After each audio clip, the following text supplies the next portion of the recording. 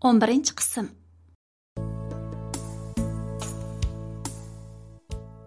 Bahadır hikayesini davamlaştırdı. Sakrab o'tirib tushdimda, uning qo'lidagi chiviqqa mahkam esilib, uningga yalburdim. Unda qilmang bo'lamdi. U tek kichik. U hech nimani bilmaydi. Ursangiz meni uring, singlimni urmang, dedim. Ammo u ishkilimizni urib, bayni bizni o'chibadak vaqirab, tillab, bizga zulm selib o'tdi. Ondan singlim uning putlariga esilib yalvurishga boshladi. Unda qilmang jinim appa. Bizga bunday qilmang. Anamiz bu vaqtda bizni herkes bunday urmaydi. Bizning jinimiz bek qiynalib ketdi. Siz nima desangiz shuni qilyapmiz. Nimishqa bizni ursiz?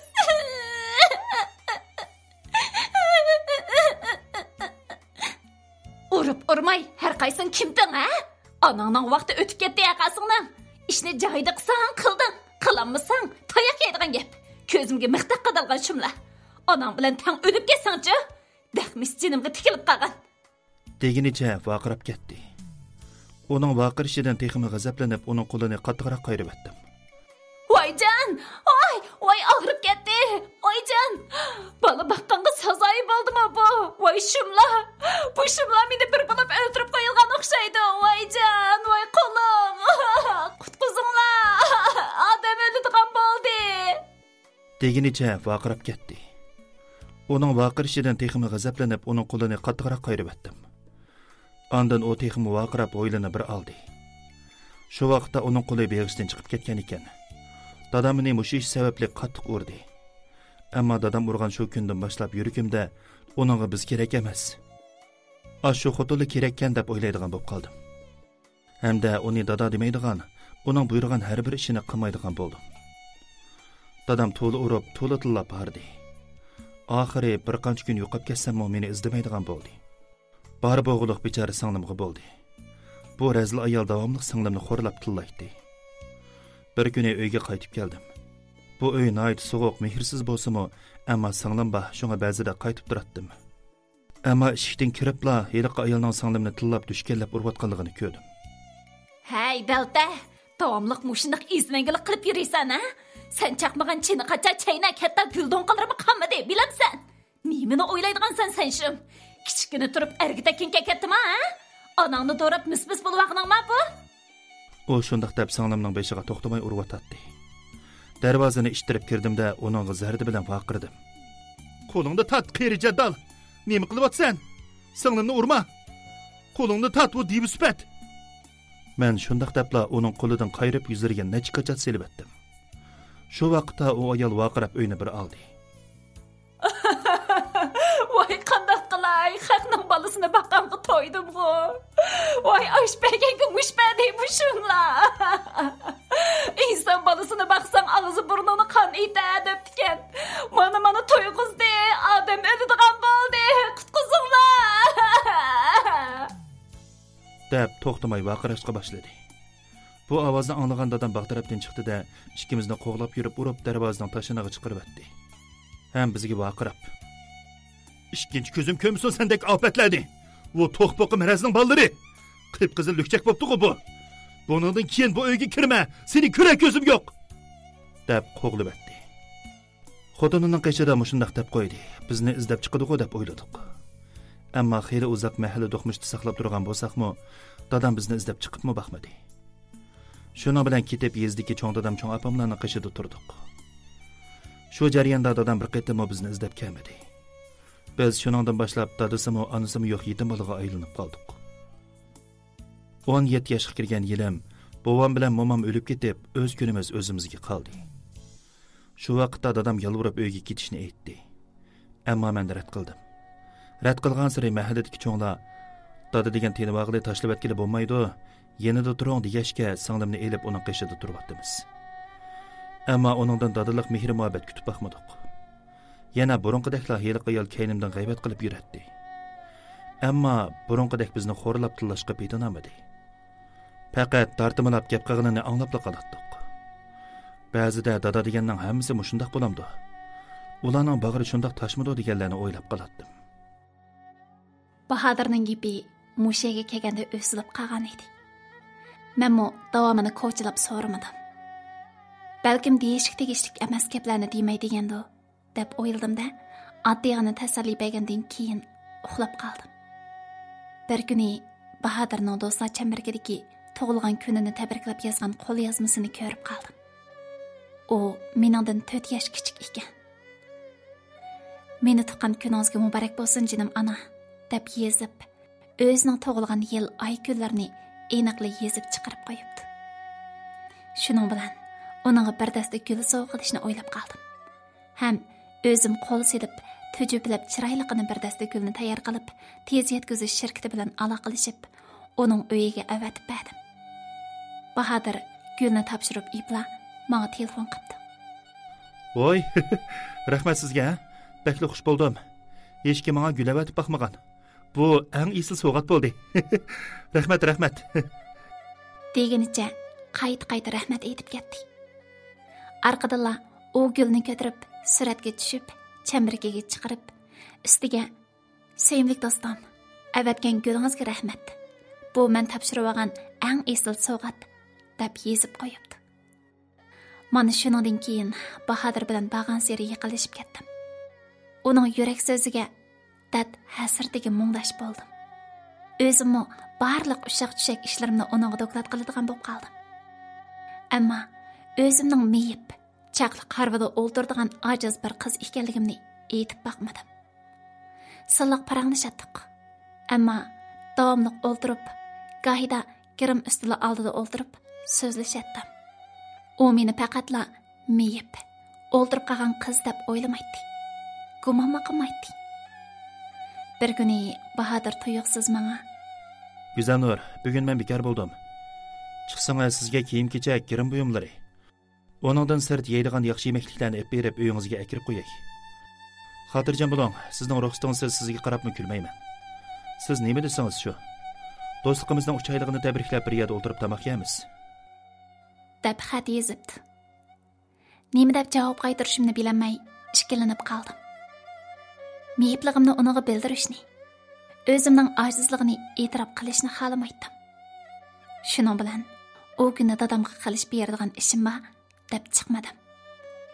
Bir haftadan keyin u yana taklif qildi. Ati bo'lsin, ati atiganda javobini beray dedim-da, do'stim Arzuga Bahodirning gapini aytdim. Arzu uzoq o'ylanib turayotgandan keyin: "Qara, Qaysar bilan oltinni to'y qildi. O yigitmi seni qabul qilsa, uning bilan to'y qilsang, baxtingni topsang bo'lmadimi? Nimadan shikillanasa? Bu baribir yuzlanadigan ish. Bir kunlarda Qaysarga o'xshash seni yo'li uchirtib qolsa, qanday qilading? Agar u seni haqiqiy yaxshi ko'rsa, sening meyibliging uning ko'zida kamchilik hisoblanmaydi. Balkim ortiqchilik bo'lib ko'rinishi mumkin. Ko'rishkin, endi o'zingning ta'lini sinab boqqin. Oningga ham o'zingga bir fursat bergin, ishkilanma." dedi. Demisimi shunaq edi. O'zimning baxtini bir qitim ketkizib-atdim. Endi nimadan ishkilanaman? Yana bir qitim tavakkul qilib baqsam nima bo'pti? Haqiqatan mushkulada Bahodirni yaxshi ko'rib qolgan. Uningdan ayrilmas bo'lib qolgan tursam, nima qilaman? Yana ko'msam pishammi, yapsam tutammi deb shularni xiyol qildim-da, uning bilan ko'rishga oxir ma'qul bo'ldim. Ammo qo'rqyapman. Uning bu holimni qanday ko'rsaman? U ko'rsa, zodi nima muddar deganlarni xiyol qilib, jiddiyalashib ketib baratdim.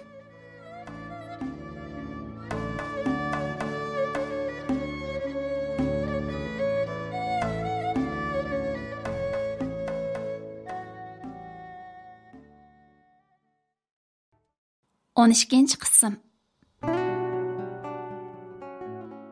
Atsi do'stim Arzuning yordamida Bahodir bilan ko'rishga keldim. Biz bog'chada ko'rishga deyishgan. Arzu mening chaqliq o'rindig'imni ishtirib, bog'chaning bir bunida o'ltirdik. Tuyuqsiz naydi egiz, yo'g'an bir mashina yan tarafimizdagi mashina to'xtatish o'rniga kirib keldi. Andan ichidan bir yigit tushib, u yan bu yanga qarashga boshladi. Yigit o'roq, egiz, nayt qamlashgan bo'lib, chechining oldi sal pudri edi.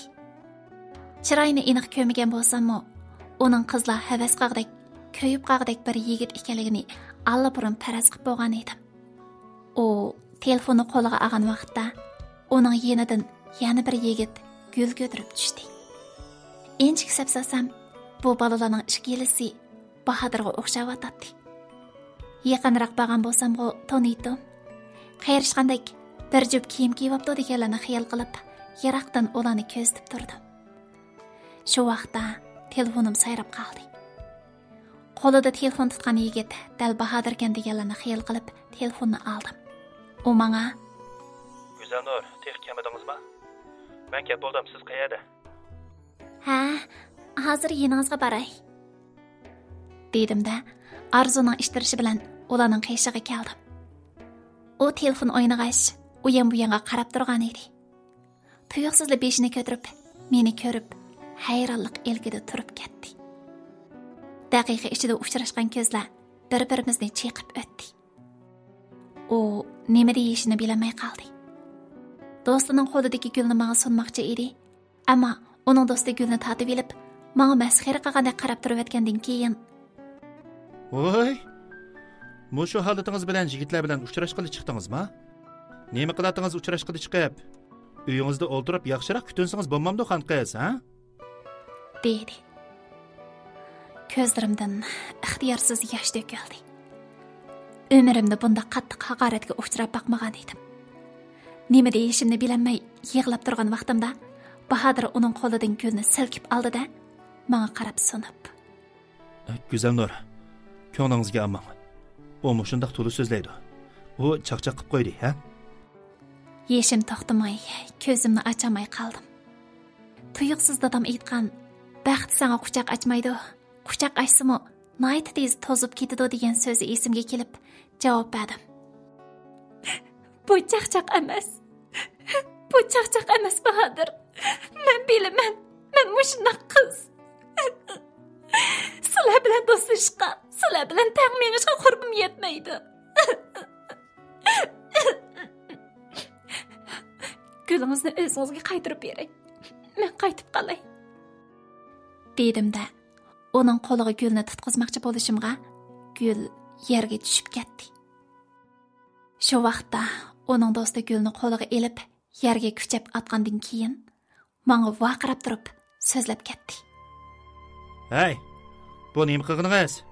Do'stim gulni bersa nimishqa yerga tashlab etsiz? Bizni haqorat qilib o'tamsiz? Ko'nglimdikini desam nima bo'pti? Eng yaxshisi do'stimdan yiroq turing."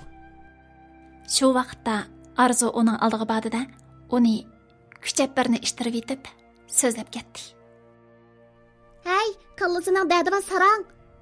Sana kim gap qildi? Acaba meyiplar turmush qursa baxtli bo'lsa bo'lmamdikan? Sen bu yerga kelib oqsoqollik qilishga kim buyurdi? Seningdek nimalarni ko'zga ilmayman. Nemishqa eng dili sunuq, ko'ngli yerim kishilarga azob bersan? Sen bundaq deydiganga kimding? Kim seni chaqirdi? Buningdan keyin sendek bir nimalarni ko'gili nisib qilmasin. Qaytayli Güzelnur. Bugun bir ish tishlab oldi deb o'ylag'in. Bundaq saranglarning gapini anglama. Ular sening gapingni anglashingga arzimaydi.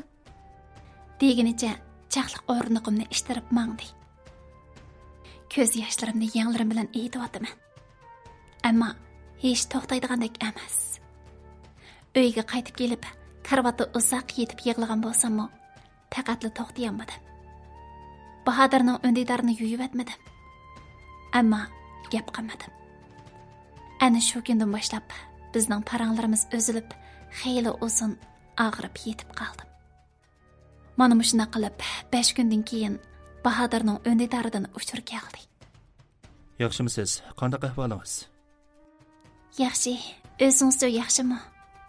Sizning shafoatingizda qadr ahvol o'lib qolmay turdim-ku," deb yozdim men. "Kechiring Güzelnur, kechiring. Sizning ko'nglingizga azor berib qo'ydim. Ammo ko'nglingizga azor berib men sizdan bekla azoblandim. Meni mushu bir qatim kechirib o'ting. U kuni chaqliq o'rindiqdagi holatingizni ko'rib nima deyishni bilmay qoldim. Men ko'p o'ylandim. Shuncha uzun paranglish jarayonida sizni xeyli tushunibdiman. Sizdek chaqliq o'rindiqda o'ltirsam-u, g'ayrat shijoatini yo'qotmagan qaysar aqlli qizga borgan sir hurmatim eshib ketdi. Men sizning bu holatingizni qabul qildim. Sizni yaxshi ko'raman, Go'zal Nur. Sizdan kechmayman. Deydi u. Quloqlarimga ishonmayla qoldim. Bu gapni o devatamdi yoki men xiyol qilib deganlarni o'ylab ketdim. Nima dedingiz? Bu nima deganingiz? Men xato anglab qolmagandiman. Men sizdan cho'ng. Men degan bir meyib qiz. Bizdek meyiblarga muhabbatni kim qo'yibdi? Turmush, yaxshi ko'rish deganlar nemish qilsin? Muhabbatni yuragimizga ko'mib bo'ldi. Ondaq demang Bahodir, men unutib ketdim. Ondaq odamlarning gapini xiyol qilib ishimga o'tkazib olmayman. Biz do'st bo'laylik bo'lmasa, haqiqiy do'st bo'laylik. To'y qilsangiz chaqiring, to'yingizga boramiz-am, yaxshi tilaklar bilan sizga baxt tilayman. deb javob qaytardim. Ondaq demang Go'zal Nur. Sizni yaxshi ko'raman. Siz bilan birga o'taman. Siz bilan to'y qilaman. Mening onammo biz uchun badal to'lagan. Og'riq dastidan turamog'idek holatdami bolalarim uchun deb o'rnidan dasturgan ayol edi. Sizmi ayol bo'lasiz, ona bo'lasiz. Onamdek ulug' go'zal ayol bo'lasiz. Sizni o'z baxtimga jo'r qilaman. Go'zal Nur. Men onamga noiti pak, g'uborsiz go'zal bir qizni kelin qilib akirib beraman degan edim. Endi sizni topdim. Endi opamning orzusini ado qildim. Ma'quldan Go'zal Nur. Sizni yaxshi ko'rishimga yo'l qo'ying bo'lamdi? Deydi Bahodir. Men nima deyishimni bilamay qoldim. Uning bundaq deydi deb o'ylamabdi ekanman.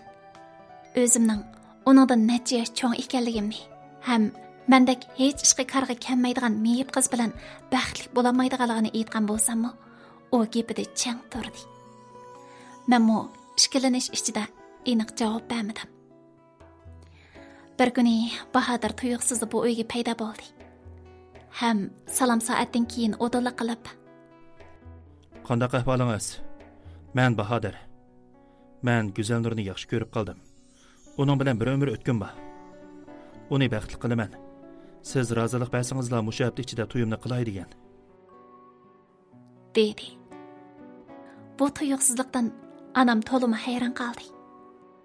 Bir menga, bir Bahodirga qarab hayronligini bosamay, "Siz yaxshi o'ylashdingizmi? Qizim, mana mushundaq meyib, mana mushundaq ojiz bir qiz.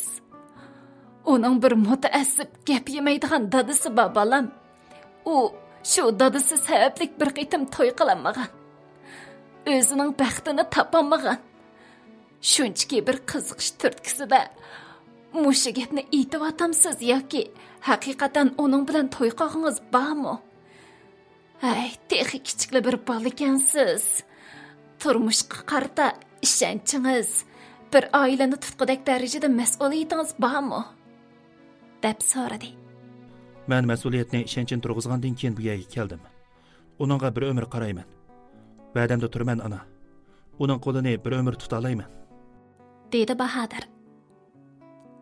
Anam ko'ziga yosh oldi. Shu kuni helimi dadam yo'qkan. Bo'lmasa uyni kuydirib yeta bo'g'iydi. Kechda qaytib kelgan vaqtda dadam bu gaplarni anglab yana qaqshab ketdi. "Yo, ey, ma qizing nerdan tep keladigandı o'sha erlarni? O'shalarning ko'zimi ko'rmadi deyman. Moshundaq chaqliq o'rindiqda o'ltirib qolgan odam bilan to'y qilib baxtli bo'laman degan gaplarga, ey, men nima dey? Bu qizning to'yini qilmaymiz. Bir to'qay meyib balani tug'ib bizga bola boqqizgis kelayotgan o'xshaydi u daltalining. Mumkin emas. O yigitga gapni o'zvat. Buningdan keyin bir-birini izlashmasin ala." dedi. Ammo Bahodir to'xtab qolmadi. Necha qitim dadamning qiyshig'i kirdi. Dadam qo'pol taksimi, vaqirsimi, u yana bir eg'iz so'zini ta'kidlaydi. "Uni baxtli qilaman. Uning bilan to'y qilaman. Oldimda bir davom bo'lsa-mu kesib o'tishga rozimanki, Go'zal Nurni tashlab qo'ya olmayman." "Ne, menga qarta shunda deysan. Sen bir lükchak, burundala nomi chiqqan lükchak eding. Kichigandalla uydan ayrilib, onang bilan dadangni tanımagan lükchak meni qizimni qanday baxtli qilading? Qurib kelsin sening yolg'on yovdaq gaplaring. Ko'tirib cho'ng bozorda setavat bundaq yolg'on gaplaringni." dedi dadam vaqirab turib. Shuning bilan dadam meni urib uyga solab qo'ydi. Kunda meni tillab ochiqini chiqardi. Bu qitim men qat'iy niyatga keldim. Bahodirdan voz kechmaydiganligimni aytib, chang turdim.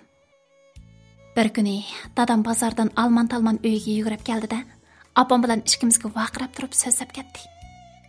Bu lükçekmi? 18 yaş vaqtida bir qizni olaman deb uyga boshlab ketdi-kan. To'y xiti oladigan vaqtda bu qizning aydis kesilish ekanligini to'y xiti bejardiganlar bilgan-kan. Keyin u qiz o'lib ketibdi. Bu lükçek cho'qim aydis kesilini osh qizga yuqtirib qo'ygan gap.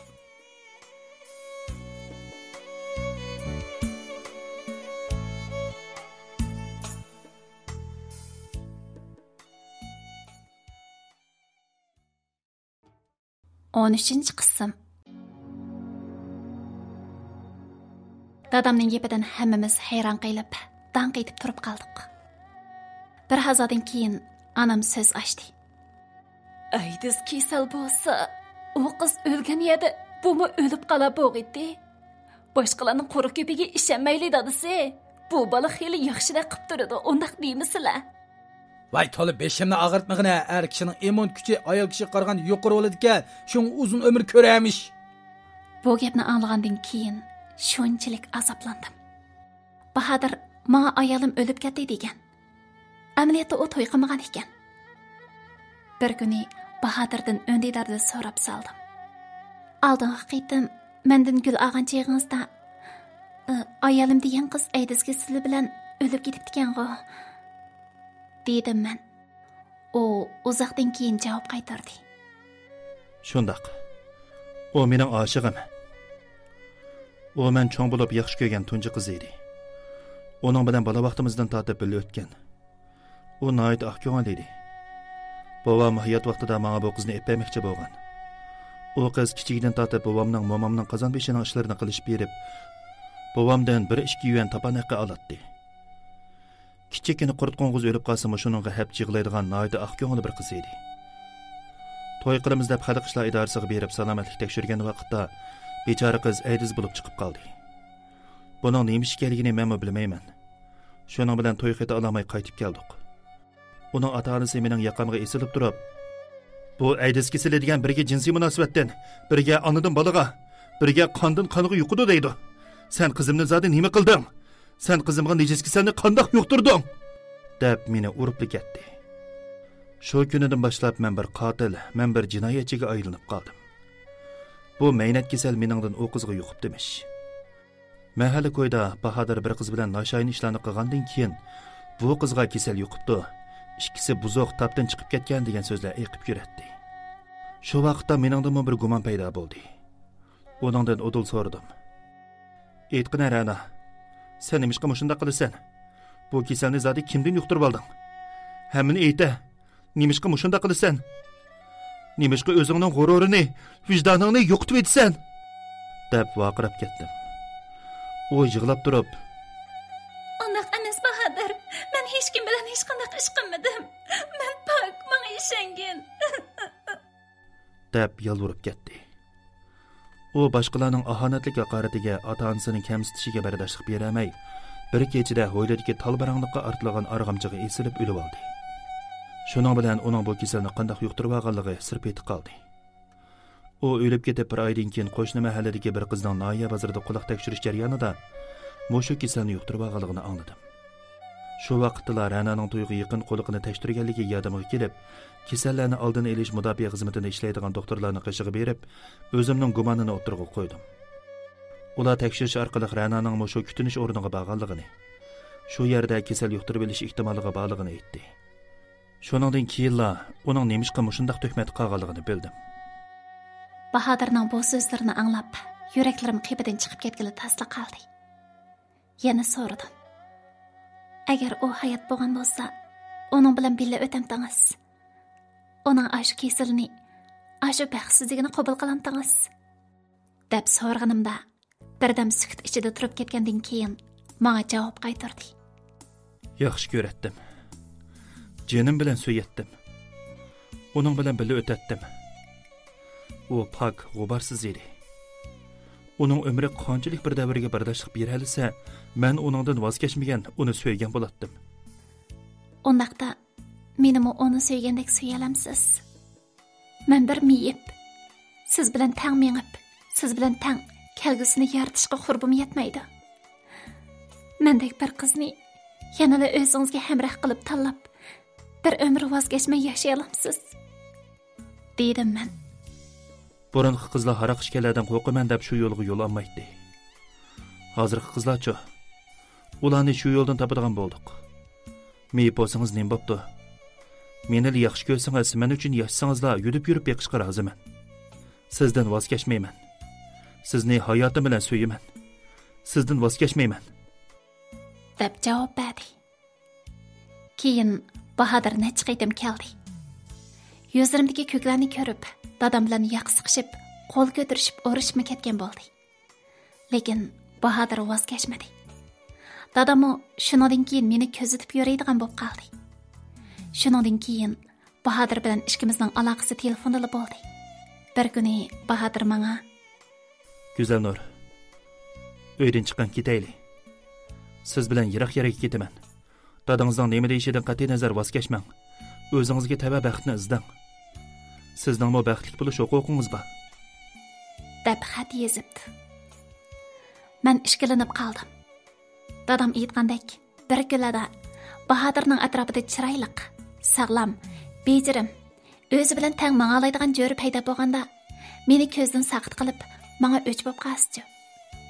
Shu sababdan meni tashlab etsa, u vaqtda mushu achchiqi yomon, mutaassib dadamning oldiga kelsam, dadam meni nima qilib edi? Shularni xiyol qilib, ishkilanib qoldim. Bahodir to'xtamasdan menga xat yozib, meni qoyil qilishga tirishdi. Oxir chidamay, mushu haftaning yakshanba kuni uydagilar bozorga chiqib ketganda, belli qechib ketishni bekitib, menga xabar qildi. Yakshanba kuni nihoyat tezda yetib keldi. Men nima qilishimni bilmay jiddiylashish turganda, bir kanda eshik chekilib, bizning mushu mahalladagi ayollar kadiri Azodam acham kirib keldi. Salom soatdan keyin: "Yaxshimi Go'zal Nur, qanday ahvolingiz? Otangiz qani?" dedi. "Yaxshi acha, ularning nega chiqib ketganligini bilmayman. Boyadan botdi", dedim men. U bir turkum yaxshi siyosatlarni tushundirgandan keyin gap arlig'ida mendan tuyuqsizlar, men so'ra deb o'ylabmi baxmagandir savolni so'radi. "O'tganlarda sizning loyiqi bor ekan, to'y qiladigan deb anglagan edim. To'yga bog'iq avata desam, jimjit qolgan. Qachon qilasiz o to'yni?" dedi u.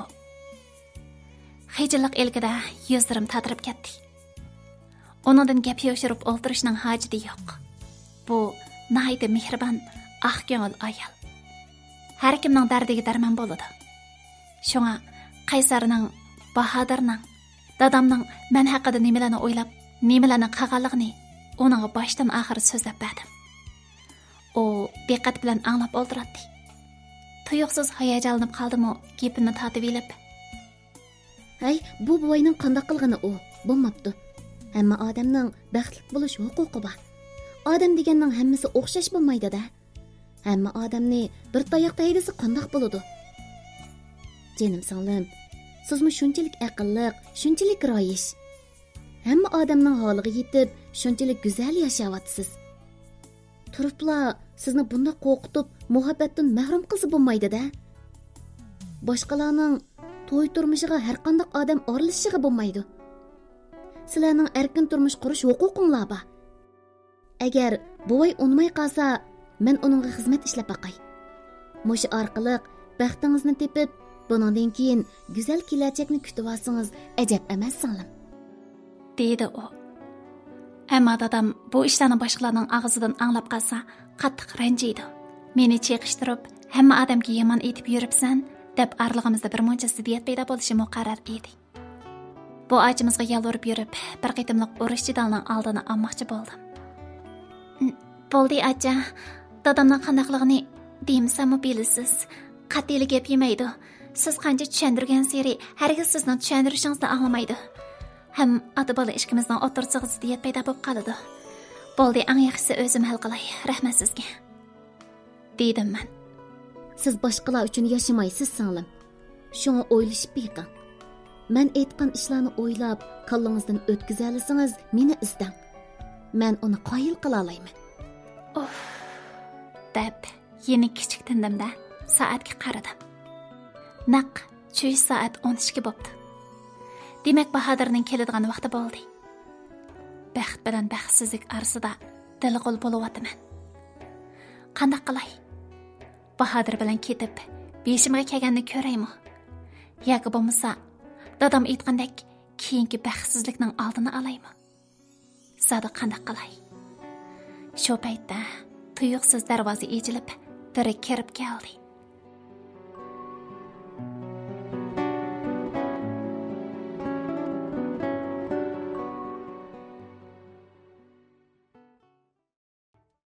On 4-chi qism. Baxt bilan baxtsizlik orasida delg'ul bo'lmoqdaman. Qanday qilay? Bahodir bilan ketib, beshimga kelganini ko'raymi? Yoki bo'lmasa, dadam aytgandek, keyingi baxtsizlikning oldini olaymi? Zada qanday qilay? Dali shu paytda tuyuqsiz darvoza echilib, biri kirib keldi. Ondan ko'zimni biri enchga oppoq qo'llar bilan aytib oldi. Ham nihoyat zil ovozda: "Men kim?" Bu qiz kimdi? Bu cho'qim arzu. Eng yaqin do'stim, yuragimning bir partisi, sirdishim, muңdishim Arzu. Dedim men. Arzu bu so'zimdan kulibdi. O xushalliq topdi. Mening ashu chiroyli so'zlarimdan ko'ngli azroq bo'lsa-mu amin topdi. O qeshmiga kelib, qo'limni tutib oldirgandan keyin: "Avo, Bahodirjo, Alloh kuni uchrashib qolgandim. Sening gapingni qildi. U seni haqiqatan yaxshi ko'radigan. Oldingi qitimqi ish uchun uni rosa tanlabdiman. Endi shu qilganlar uchun pushaymon qilibdi. O maydisiga urib, seni yaxshi ko'raman, seni bir umr asrayman, sening uchun yashayman deydi. Bundaq erkak ozchimi? U seni saqlaydigan bo'ldi. Mana mavpulni ag'in. Kechqurun aljimiqqanda chaqliq arvang bilan osta chiqqin. O seni tong atqucha, sen chiqqucha uyning orqasida saqlaydigan bo'ldi. Yiroqlarga ketimiz, o'zimizning kelgusini yaratamiz. To'y qilamiz, nurg'un balaliq bo'lib, baxt saodatga cho'milamiz dedi. Endi ishkilanma, ha? Tavakkul qil. Bir qitim tavakkulchilik qilib baqsang, nim bo'pti? Vayron bo'lsang nim bo'pti? Qora bilan oqni, eski bilan yaxshini, har insonni bir sanab baqsang bo'ladi. Do'stim, baxtingni topqin, dedi Arzu. Ondan aldirabli chiqib ketdi. O'ldirib, o'ylanishga boshladim. Bu talash mening hayotimga qilingan eng chong chaqchaq. Qaysi yo'lni tanlash, balki mushu umrlik tanlashim bo'lib qolishi mumkin. Axir Bahodir bilan birga qechib ketishni tanladim. Ondan o'zimning lozimatli narsalarimni yig'ishtirib, karvatning ostiga tiqishga boshladim. Anam qo'shnimizning uyiga chiqib ketgan bo'lib, birdamdan keyin kirdi. Hammaga: "Necha kun bo'ldi, non yiqib ichim qizibli turdi balam. Ular musha haftaning 2-chi kuni qizini agi berdi ekan. Qo'lim qo'shni turib qarashmay desa, texi, voyjon. Ajab charchab ketdi u odam. Qiziq to'nirg'i boshni tiqiyvergan bilan odamning beshi chinqilib og'rib ketadigan balam. Voyjon. Of." dedi anam. Turib, anam bechoraga ichim og'rib qoldi. Men uni tashlab ketib qolsam, u bu ahonatni qanday ko'tara? Anamga gap qaytardim. "Ana, Hashim akamning avib burnini tartadigan mendan 5-6 yosh kichik yiliqi kichik qizi to'y qilamdi ekan. Necha yilning oldida ishkimizning oldida sakrab taqlab o'ynab yuradi u. Buncha tez cho'ng bo'lib ketadiganligini o'ylamabdiman-jimi?" "Voy, shuni danga qizim. Kichkina balalarni to'y qilib ketib bordi. Turmushning, oilaning mas'uliyatining nimaligini bilmay. Keyin ajrashib ketadiganlarmi bek nurg'un balam. Bo'pti, xushalliq yer bo'lsin. Xushalliq yer bo'lsin bu qizga. Menga baxtli bo'lib kelsin balam," dedi anam. "Ha, shu ana. Atibek chiroyli bo'lib ketadi haqchan o qiz. To'y kiyinigini kiyib yasinib, erining uyiga mangan vaqtda hamma odamni o'ziga lol qiladi ana. Baxtli bo'lsin," dedim men. Оның ap-aq toy көйнегini kiyib, erining uyiga mang'an holatini ko'rishni xohlaydim. Ammo әді мен bu yerda yo'q, deb o'z-o'zimga ogohlantirish beratdim. Shunda qizim, shundaq. Qiz to'y qilganda eng go'zal nozinin bo'lib ketadi bolam. Deydi anam. Shundaq ana, ammo bu go'zallik menga mangu nasib bo'lmaydigan o'xshaydi. Mening va ash qizlardek to'y ko'ylak kiyib, to'y zaliga hamrohimning hamrohligida qo'l tutishib kirishni o'ylaydim. Ammo bu mangu bir umr mumkin bo'lmoqdek. Dedim o'zimni o'ylamagan holda. Anam ixtiyorsiz holda menga qarab, ko'zlariga yosh elib, "Cho'qim bo'ladi qizim, cho'qim bo'ladi. Bugun Bahodir bilan keting. Baxtingiz uchun, o'zingiz uchun tirishib beqing bola." Dedi anam tuyuqsiz. Yuragim qartliq qilib qoldi. Bahodirning kechda qochib ketishini aytganligini anam zada qandoq bilgandi? Ana! İxtiyorsizda tovlab saldim. "Men bilaman. Men hammani bilaman bolam. Arzuning bu uyga kirganligini, Bahodirning so'zlarini sizga yetkazganligini angladim bolam. Keting qizim, keting. Baxtli bo'ladigan ishingiz bo'lsa, hammani tashlab keting bolam. Mening gapim yo'q. Men sizdan rozi." Dedi-da, qo'liqidagi halqasini chiqarib, menga tutqizdi. "Eling qizim, beshingizga kun tushganda asqatadi. Bu mening onamdan qolgan tabarruk halqam edi. Sizga beray. Baxtingizni topsangiz-da, bu men uchun baxt jinim qizim." Dedi anam. "Jinim ana, nima deydigansiz? Bu nima qilganingiz? Sizga ko'pdan ko'p rahmat ana. Ammo sizni tashlab qandoqmi ketaman? Men ketmayman, siz bilan qolaman ana." Dedim men. "Ahmoq qiz. Siz hamon bir kuni yotliq bo'lib, haqning uyiga kelin bo'lib ketsiz. Qiz bola degan bir umr onasi bilan qololmaydi. Men bu ayni vaqtda onamdan ayrilgan, dadam bilan qolgan edim. Dadam mendan cho'ng orzuyimni so'raganda, men hech ishkilamayla ona bo'lish debdikanman. Dadam bundan hayron qilib, kelgusida qaltis odam bo'lishni xohlamamsiz degan. Shu vaqtda men ona bo'laman. Ana bo'lib bolalarimni tashlab ketmayman. Bir yaxshi ona bo'laman degan edim qizim. Kichikimda onamdan kichik qilibla, dadamning qo'lida cho'ng bo'ldi. Boshlarimiz pishit bo'lib ketdi. Mening dadamning menga qaraydigan vaqti yo'q. To'xtamay tatilab, beshimizning ostini qon qilib etdik. Shu vaqtdan boshlab ona bo'lishni, bolalarimning beshini beqib qo'yishni, kir bo'lib ketgan kiyimlarini yuyib, ularning mag'ziga suyib, her kuni ularning kulkisidan faxrlanishni o'ylaydim. Ammo yaxshi ona bo'lolmadim jinim qizim. Endi sizni to'simayman. Sizmi baxtingizni tepman bolam. Sizmi ona bo'ling. Endi buruqdek xayratsiz, jur'atsiz bo'lmayman bolam. Kechdi ketim. Uning bilan keting qizim. U haqiqatan yaxshi boladek qiladi. Uning bilan ketim. Dedi anam. Anamni quchoqlab turib, uzoq yig'ladim. Rahmat ana. Rahmat. Yelimi sizdek bir anamning bog'ini mening baxtim. Sizdan hargiz kechirmayman.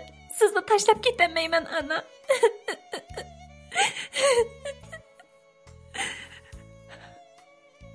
Bir mezgil o'tgandan keyin dadangiz sizlarning to'y ishinglarga qo'shiladi. Shu vaqtda oppoq to'y ko'yniga kiydirib, chiroyli qiyosandirib, sizni o'z qo'lim bilan bu uydan uzitib qo'yaman. Yana jam bo'lamiz. ayrilish degan vaqtliq balam. Bugun kechdilim men, ketim. Dedi. Shuna qilib kechlik tomoqni etdim. Dadam, anam uchimiz bir ustalda o'ltirib g'izalandik. Pat-pat dadamga qarab qo'yibataman. Umu xeyli qiyiribdi. Men ketgandan keyin anamga zulm salamo. Uni bo'za qilamo. Yana burunqidek qizingni boshqurmading deb o'ramo. Ammo nima amal? Ko'zlarim yoshga to'ldi. Tuyuqsiz yeshim yuzimga temib, o'zimni bosolmay vaqirab yig'lavatdim. Dadam, bir vaqt tomoqni aramida yig'ilib qo'ymagan, nimandaq tugumaydigan yig'i bu? Ananing qo'sqidan yig'lab tushkanding sen. Yo'g'o bo'lib qolgandimi yig'lab to'lab turginni. dedi. Yig'am teximi ulg'ayib ketdi. Mushundaq yig'laydigan, azoblanadigan, yuragi davomli mo'jilib turadigan bu kasalni sen menga bergan suyumlik dada. Sen shundoq qilgan deb uninga esilib yig'lavatgim kelib ketdi. Ammo qo'pol dadamning ishtirib yetishidan qo'rqib yiqilishamadim. Teximi o'nsilib yig'lavatgandan keyin harvamni ishtagan peti hujra uyimga kirib ketdim. Anamning ko'zidan menga qiymaslik ham qo'llash chiqib turadi. Anam menga qarab qo'yib, dadamni elib uyga kirib ketdi. Chiroqning o'chishini, ularning uxlashini saqlab, xeyli uzoq o'ltirdim. Oxir chiroq o'chdi. Yarim soat saqlab turgandan keyin narsa keraklarimni harvaning bir bo'ling'iga silib, asta harvamni ishtirib darvozadan chiqib ketdim. Rost degandek, uyning orqasida Bahodir meni saqlab turgan ekan.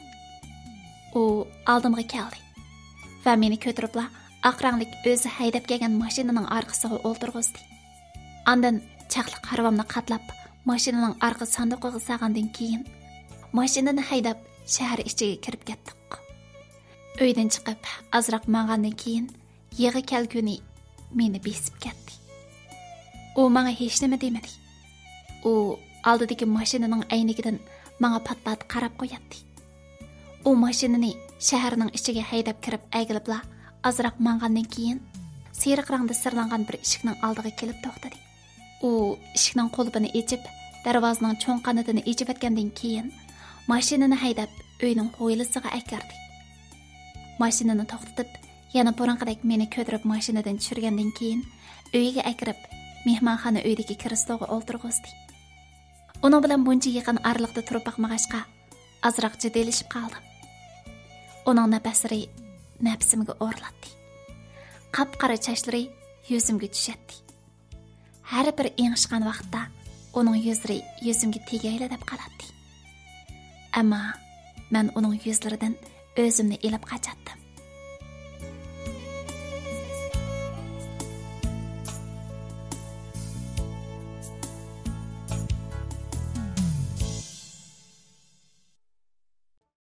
On 15 qism.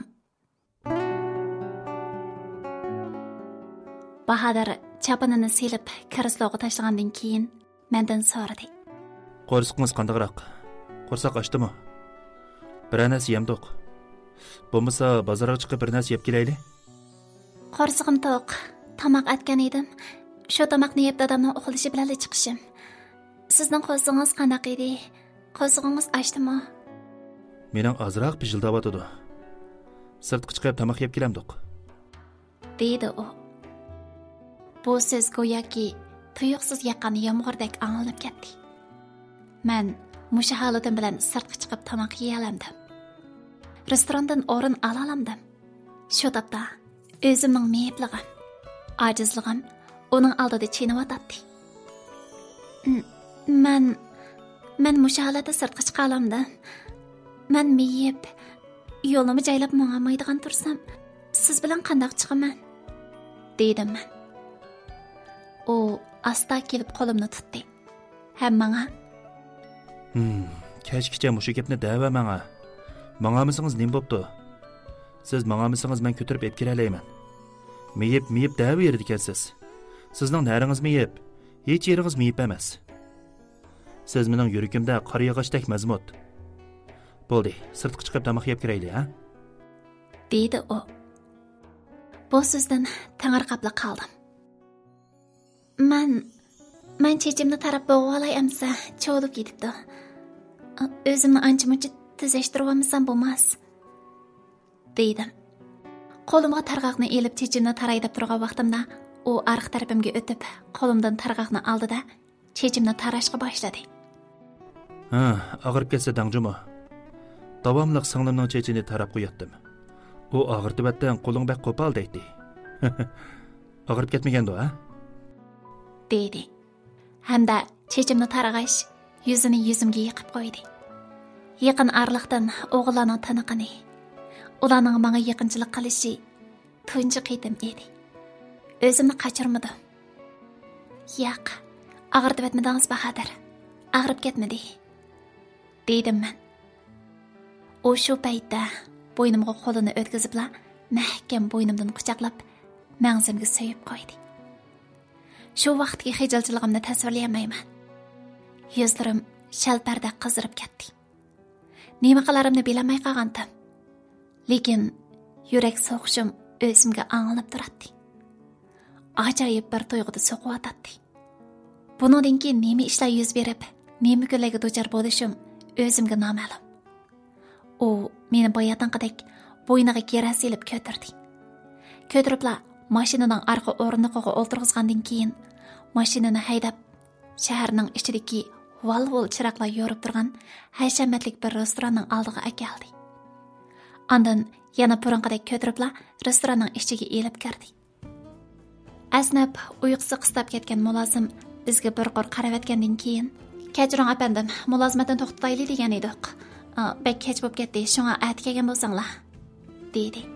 Mushu vaqtga xijilchiligimni aytmayla qo'yay. Bir odam qarab tursa, uning bo'yniga yera silib, quchqida uningga chaplashib turyapman. Nomus tuyg'um o'ldimi qandaq? Agar mang'udek madarim bo'lgan bo'lsa, uning qo'lidan ajrab tushib, dastlab mang'udek halim bo'lgan bo'lsa, bu holatda jimjitgina turmas edim. Ayolimning mijozi yo'q edi. Shunga restoranda barabar tamoq yeyli deb kelgan edik. Unda qilmay bir qatim qaytanglarni buzib bizga kechlik tamoq chiqarib bergan bo'lsanglar bo'pti ekan. Qiz birdam turib o'tgandan keyin bizni ishchiga boshladi. "Qani, marhamat, av o'ringa berib o'ldiringlar. Men oshpazga deb tamoqni buyurtib qo'yay. Nima yeysizlar ekan?" dedi. Bahodir cho'jiri buyurdi. Anda meni ko'tarib qiz ko'rsatgan o'ringa elib keldi. Ham o'ltirg'izib, chapanini putim tarafga yetib qo'ydi. "To'ngladingizmi? Bu yer sal sovuqroq ekan. Tamoqni yeb qaytgandan keyin atatganlikka bizning uyga boraylik, ha?" dedi u. Menmo ma'qul degandek beshimni lang'ishtirib qo'ydim. Birdamning ichida chiqqacha issiq cho'jiri keldi. Cho'jirini ichib xeyli issiq besib qolgan edi. Tamoqdan keyin yana heliga uyga qaytib keldik. Bahodir meni ko'tarib karvatning ustiga ilib qo'ygandan keyin menga qarab, "Bu tag'amning uyi, tag'am boshqa shaharga ketgan. Shunga bu uy bo'sh turdi. Ata bizning uyga borgandan keyin bu uyda turish-turmasligingiz shu vaqtda belgilanadi. Ata atigarak turib, dadingiz opangiz sizning yo'qolib ketganligingizni bayqag'ucha biz uyimizga berib kelaylik", dedi Bahodir. Men ma'qul bo'ldim. "Men o'rin raslay, uxlaylik." "Ha, bo'ldi, men salay", dedim men. Ammo u meni rad qilib, "Bo'ldi, bir qaytim kutib olib qo'ying, men salay", dedi-da, karvatning ustidan bir yotqanni elib, yana bir ko'rpini tashladi. Men hayronlik ilkida uningga qaradim. Ham uningga "Bir ko'rpi bilan bir o'rinni elibla saldingiz-ku. Men nada yotaman?" "Nada yotdingiz? Mening qishimda yotsiz shu. Yenimda uxlaysiz", dedi u. Yana bir qaytim xijolatchilikda qoldim. "Unda qilsak yaxshi bo'lmaydi. Bizdagi to'y qilmasak, men unda qilmayman. Unda ish bo'lsa meni olib qo'ying. Men ketaman", dedim men. U astag'ini kelib meni quchoqladi. Ishtirib tursam-u, uningdan o'zimni qochirsam-u, uninga kuchim yetmaydi. "Baribir to'y qilamiz.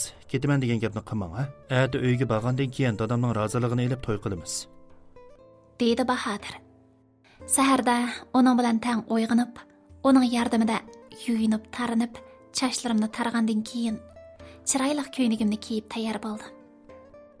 Azaldan birga meni bundoq yuyib boqmagan, chash tarishimga, kiyim kiyishimga yordamlashmagan bo'lg'ashqa, boshda azroq ko'namadim. Ham birining yordamisiz hech ish qilolmaydigandek his qilib, shunchalik azoblanib ketdim. Ammo uning menga kuyinayotganligini, menga har vaqt mushunaq hamroh bo'ladi deganlarni o'ylab, azroq tasalli topgandek bo'ldim. Bahodir yana tunugingidek meni ko'tarib, mashinaning orqa o'rniga o'ltirg'izgandan keyin Bahodirning ota-onasining uyiga keldik. Nahayt chiroyli 2 qavatlik dacha shakllik uy hovlisida sap-seriq echilgan sabdi gullari, to'xtamay piqravotgan piqirg'och, kichkina bog'lari bo'lib, nahayt hayvatlik bu uy ba'ayni menga cho'ng bir qasrdek tuyulib ketdi. Bahodir harvini ishtirib mengan bo'lsa-mu, yanala qo'rqyapman, titrayapman. Ularga qanday yuzlanishni bilmay turibman. Axir uyga kirdim. Mehmonxona uyda 50 yoshlar chamisidagi nahayta egiz, o'roq, ko'zlari yo'g'an, Bahodirga qo'yib qo'ygandek o'xshaydigan bir o'ltiradi. U beshini ko'tarmasdan Qaytib keldingmi? Nazaringda ma uy bakan, ha? Seni bir umr qaytib kelmasmiki debdim. Dedi-da, beshini ko'tarib menga qaradi. Hech qanday ifodasizla, salom soatmi yo'q, bir eg'iz gapmi qilmayla Bahodirga. Bu qizni nima deb kelding? Meni oilamga kelin bo'ladigan ayol bunday emas. Sen kichigingdan yurakli qo'rqmas bir azmat. Sana amra bo'ladigini, sen bilan tang mang'alaydigan, dadingni ko'tara oladigan, bir chamdasang chamdiya oladigan chidamchan qiz bo'lish kerak. Ammo uningdek ojiz, miyib qiz emas-chimi? Dedi Bahodirning dadasi. Kim bilan to'y qilib, kim bilan turmush qurishim bu o'zimning ishi. Sana maslahat silib o'tirmayman. Ayni vaqtda onam o'lib ketib uzoq qolmay bu ayolni uyga kirib olgan vaqtingda bizga maslahat saqamiting? Bizdan so'rab boqqamiting? Miyib bo'lsin, nima bo'pti? Mang'amisa nima bo'pti? Ba'zi bir mang'alaydigan ko'ngli qara odamlardan ming yaxshi. Sana maslahat silib o'tirmayman. Men uning bilan to'y qilaman dedim, cho'qim qilaman. Dedi Bahodir. Shu vaqtda hiliqi odam o'rnidan turib, Bahodirning yuziga bir qachat selayotdi. Ey hayvon, bilib qo'y. Men sening dadangchi-mi? Men uyda qaramchiq emas. Mening nima qilishim sening bilan aloqasiz. Men degan sening dadang. Sen burun ishlarni o'tmishni ta'kidlab turib, meni bosaman dema. Dedi Bahodirning dadasi ochiqlab turib. Dada bo'lsang, opamning kirpikiga to'pib qolmasdan burun bu ayolni uyimizga boshlab, buzuqchilik qilmas bo'g'iytong. Ballalarim bor edi. Ballalarimning ko'ngliga keladi, yuragi og'riydi. Ayolimni talto'kis uzatib qo'yay. Ballalarimning yuragi izig'i tushkicha jim turay desang bo'ladi-ku. Sana maslahat solmayman. Endi qanday qilsam o'zimning ishi. Sen aralashma. Men faqat balalik burchimni ado qilib, sana to'y qiladiganligimni aytib qo'ydim xolos. Ketaylik Gizandur. Bundaq odamlardan rahim shafqat tilamaydi. Endi bu uyga dasimayman. Endi qat'iy kelmayman. Debla harvini ishtirib, meni sirtqa elib mandi. Shu vaqtda Bahodirning dadasi g'azabdan titrab, uydagi barliq narsalarni etib, bizni tillayotdi. Yo'qol, bir umr ko'zimga ko'rinma. Nochi bo'lsang, meningdek dadangdan tinib ket. Mallukchakni boqqanimga rozi emasman. Bahodir arqisiga qarab kulib qo'ydi. Ammo hech qanday ifoda bildirmadi.